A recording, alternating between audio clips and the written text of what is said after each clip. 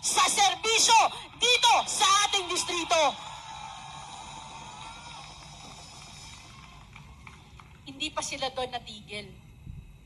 Naghanap pa ng dayo. Kala mo liga? May hugot?